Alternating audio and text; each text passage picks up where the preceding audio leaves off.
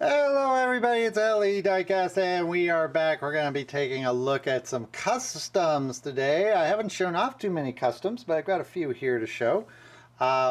We've got a dairy delivery and a Volkswagen bus. This is the first Volkswagen bus I've ever done. It might be the last that I ever do. And I've done a lot of dairy deliveries. This is one of my favorite castings to deal with. So both of them, even though it looks, I know the graphics are a little crazy. That's about as simple as you're going to get from me for these though. I'm going to lower this so we can take a look at them from the side. These are about as simple as I do as far as graphics go, and I tried to keep them a little tame, and well, that's what it looks like when I try to keep them tame. So this one doesn't have any decals at all on it, and this one has a little bit of story of how it ended up with the decals that it does have. First, we're going to back up that Volkswagen bus. We'll take a look at the dairy delivery. Give me a second here to zoom in and we can take a look at him. So a couple things. It's got Jada wheels on it, and those are my favorite wheels to use on these dairy deliveries. Not sure where those came from. I don't really remember. I've got a lot of Jadas around here. And then the paint is a pretty complex paint for me, and I don't think it's going to show up, unfortunately. I'll try to kind of move this around, but it's a gold flake gold. It's showing up as mustard color here in my screen. So I'll try to color correct the final video and see if I can't get it to be a little bit closer. And black, and it's just a pure black, so not the usual silver flake black that I use. And I use my own decals, and you've seen that pattern before, so it's like the bottom half. There you go. That's the pattern of the decal. I've just doubled it up on both sides.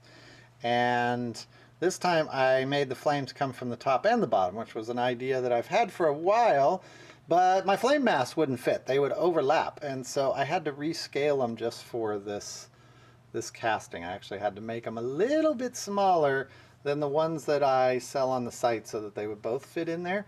And then I kind of had to bend the little flame licks down just so they wouldn't overlap each other, because it was forming a pattern when they overlapped. But I like the way it came out. This particular dairy delivery only had 3 other paint colors on it, which is pretty good for me. You guys that watch the videos know I tend to paint a lot of color on these until I get the colors that I like. I mean, that's one of the nice things about this hobby, is it really costs practically nothing to just keep repainting them. I use so little paint on a car that it's not worth worrying about. So until I get the exact color that I'm after, I just keep stripping them and trying them over again. And a lot of these just kind of sit here in the shop over and over getting painted forever until like 8 months later they've had 10 coats of paint and they're finally done. So this one, yeah, a couple coats of paint. At one time it was a bluish color, and at another time it was pure black with a metal flake, and all that's been stripped away. So the interior is all black. It's not showing up much, and it's got clear windows, kind of a smoked window, I guess we would call it. So a little bit about the casting itself. Like I mentioned, I used my vinyl masks to painted the whole car black, put the flame masks on it. Then, if you're wondering how to get color on top of black, if you're using rattle cans, it's not a big deal at all. You just paint over it, not a big deal. But if you're using translucent paints to build up colors, so like metal flake paints or pearlesque or something, those are what I use. You really can't paint over black with really anything, even if it's an opaque paint. I use the Wicked color paints. They will just be tinted with the black, and you'll always end up with kind of a dark tone to the color. And for something like yellow, it's going to look pretty ugly. At best, you might get kind of like a rust color, but that's not what I wanted. I wanted yellow. So the way you get around it, and it might seem kind of weird, and this time I don't think there's any artifacts I could point to, usually there are, is I cover up the black with the flame mask, and then I dust, or I keep the airbrush really far away from the casting, so it's kind of like a dusting or a washing with the paint, not a air blasting. So usually when I paint, the airbrush is about 6 inches away, maybe a foot away from the car. When I dust them, it's about 2 feet. So it's kind of like the color dries in the air and then kind of rains down on the car. And I painted it white. And so it was the black undercoat covered by the mask, and then the whole car was dusted with a white. And then I came over the top of the white with my gold, which is the gold flake that probably isn't showing up in the video at all, and then the yellow. And it was a bright yellow, and then the gold kind of tones it down. I don't know if any of that makes sense, but the way to think about it is, if you're using translucent paints and trying to get kind of metal flake finishes, you can't cover over black. So I could have painted the whole thing gold and then masked the gold, left where the black is open, and then just came out in with the black. But it's really hard for me to use the negative mask images and get them to be symmetrical. They're just harder to use because of the shapes. It's a little bit more complex shape when you're using a negative image. But in this case, I just paint it white, and then you end up with black flames and a white car, then black flames and a gold car, black flames and a gold car with yellow tint. So that sounded like I was rambling on. I hope that made sense. Trying to help. No, it's not difficult. Email me if it didn't make any sense. I'll be glad to fill you in. You don't need to do that if you're using rattle cans. The rattle cans are opaque and pretty pigmented color anyways, so if you're using rattle cans it won't matter. Put some flames on the back, something I usually don't do. Usually I like all the flames to go the same direction, but this time I had the flames come up in the back. Wanted something to break up that big back end. This one also, I polished the snot out of it. I've really kind of gotten into polishing these when they're done. My earlier customs I didn't polish as much. I would go over them and kind of smooth them out, but I really wouldn't polish them. And these, most of these have at least a half hour of polishing in on them now. And so you could see that highlight kind of crawling across it, really nice and smooth, hopefully. And that's what I like. Jada tires, if you're going to use Jada tires, here's a trick. They have a kind of like a static axle. In other words, the axle is glued into the wheel. So for the wheel to move, the axle has to rotate or kind of free float. If you want, you could put a little piece of metal and pin the axle between the base and that piece of metal, kind of like a strut or something across the top of it. I don't want to move it too much because one of these I noticed was loose before I started the video. I think it's this one. I got to take it apart and put a little dab of glue on it. But if you put that axle, I cut the axle in half, and then, and this will probably destroy many a tire because I figured this out by accident. If you heat the axle up, and usually when I cut the axle, I use my Dremel, and I use a saw blade that's kind of thick, and so I grind the axle to cut it. That heats up the axle. It makes it really hot, friction, and the axle will melt where it meets that plastic rim. And if you hold everything steady and kind of wiggle it back and forth when you're cutting it, what happens is it creates a space. It basically melts the glue that's holding the axle in place. And then if it dries really quick, because it's just plastic, so it cools down really quick. I shouldn't say dry. It cools down really quick. Then that axle will kind of free float in there. And you'll end up with a tire that rotates. Now, it's not going to win any downhill races by any means, but it will turn. And so those are Jada tires that do turn, and I'm not going to turn them a lot. Like I said, it's not going to be winning any downhill races, but they do turn, which is better than I've been able to usually get. Sometimes I even glue them in when I want to use the Jada tires. Also, the Jada tires are thicker, so I had to cut some of this out in here, and you'll see it's kind of dremeled out right around there. And then the inside of this rim right here had to be grinded down. And just a little hint, always fit the wheels before you paint the car. A lot of times the wheels will rub on the inside because the castings aren't perfect. So you might end up with a little bit of thick metal, or maybe you're just using tires that were a little bit thicker. Real riders always have this problem because the tires are a little bit thicker sometimes than the little plastic tires that might come with the casting. And if they rub, you know, you don't want them to rub.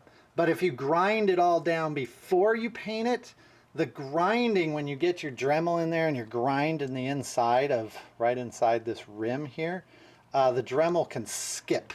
And if it skips, it's going to grab the casting and kind of roll up onto the outside of it. I've wrecked many a paint job.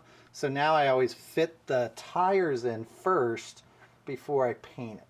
Plus I like when I paint it, I can just fit it onto the tires to see if it looks good. And so that way I don't ever wreck my paint jobs, and I can just kind of lay it on the tires when I'm painting it, and it'll fit perfect and I can see what it's going to look like. I used to do it the opposite way, and I never really knew what it looked like with the tires until I was done. So there you go. So that little dairy delivery, we'll move him out. Here is the Volkswagen bus. So this one little story, this is the first one I've done. I've only done a few Volkswagens, and for the most part they were either wheel swaps or just color changes, just kind of playing around. Volkswagens probably aren't my favorite of the cars that I deal with. The shapes and all just aren't really my thing. I'm more of a 70s muscle car type of guy. But I wanted to do one. This one used to be the Wolfman van from the that Universal Monsters series that was out maybe last year, I think that was. And stripped it down. I think it's got its original tires on it. I don't think I changed the tires. Those are my masks. We sell those on the site. Again, I don't use that pattern very often. It's kind of a hard pattern to fit onto some cars, but it fit nicely here. I like this one because it curves into a flame in the front, and then it kind of grows into the green. It also works really good if you if I was to paint the front part the same purple as the car and let it blend from purple to green. It looks really good if you use it that way. But this one I kind of wanted it to make look like the flames were kind of flying forward. Also put the LA Diecast logo on it. That was a last minute thing I had originally planned. Just a second, and I'll show you, because I thought these were neat. You guys are going to make fun of me for this. I'm a real man. I can shop at a fingernail beauty supply place and still keep my masculinity. But let me show you what I was planning to do with this. Here, I'm going to put this guy right here. I'm going to dump these out, and I'll show you what they are, because for some of you, you might be interested in this. These little things, they look like candles. These are for fingernails. And what they are is they're like little sushi rolls. See if I can get that to focus there. Let me get my hand. There we go. They're like little sushi rolls. And they're kind of extruded wax color. And what you do is you cut off a very thin piece of these. Here's one here. And that's not even as thin as you can get them. You can get them extremely thin. There you go. And they're little flowers. And so they're meant to, here, put on your fingernail. And then they would melt those in to decorate women's fingernails. Or men, if you're into that. And you can get about a bajillion from one of these, and they're really cheap. So what I was going to do is I was going to cut these down, and like here's a really, where's a thin one? Here's a really thin one. You can get these things paper thin. Let me see if I can get this without destroying it. Here's one.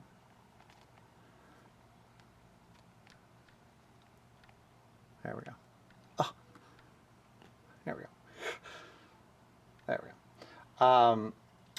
That's paper thin. It's really thin.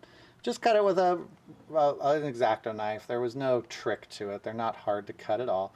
And I was going to put these kind of back here and make it like a surfboard shop, kind of like a Hawaiian surfboard shop with flowers and a surfboard decal.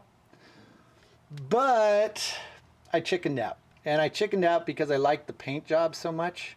I didn't want to ruin it. And what I was afraid was going to happen was I was going to glue these on and they were going to slide. And what I'll do is I'll test them out on a test one first, and then go from there. But I wanted to finish this up, and I like the paint job too well, and I wanted to use this as a example for when I go to shows for my customs. So I wanted to finish it up and be safe. So there he is. So I went with the Hot Wheels logo. He does have his little license plate there to cover up that little knob a little bit. There's the front. Inside is a gray. It's right now it's showing up kind of as black, but it's gray. You don't put too much effort into the inside on these castings that you really can't see into anyways. But it is a neat trick. You can get these on eBay, and they're dirt cheap. I think I paid $2 for all of these, and that's all I'll ever need. And they have bunches of them. You know, everything you'd want. Of course, most of them are pretty girly. Teddy bears, bow ribbons, stars. But there were some. There's little skulls and things, if that's what you want. I think also, once I get to testing these, and I'll update you later, I think I can heat these, and I think they heat with a regular hair dryer. And the heat kind of melts them flat, I think. Anyways, somebody can fill me in. But I will definitely use these on a future one. So I always try to include a little trick there for you. So there's one that you probably haven't seen, and I still feel masculine enough to talk about. So yes, men, you can go to the beauty supply place and find yourself some Hot Wheel custom parts. Just go on in there with your cutoff shorts and your sandals, and just tell the nice lady behind the counter you're looking for some stuff for your Hot Wheel customizing hobby, and they'll help you out. By the way, you can shoot nail polish through an air gun. Just make sure you clean it really fast afterwards. I've done that too. So that's going to do it for this episode. Here, let's get a close-up of both of these on the way out. Here, we'll get them amongst the flowers. There we go. So I hope you like those two. I'll post them on all the different places here soon, and I'll see you all later. Bye-bye.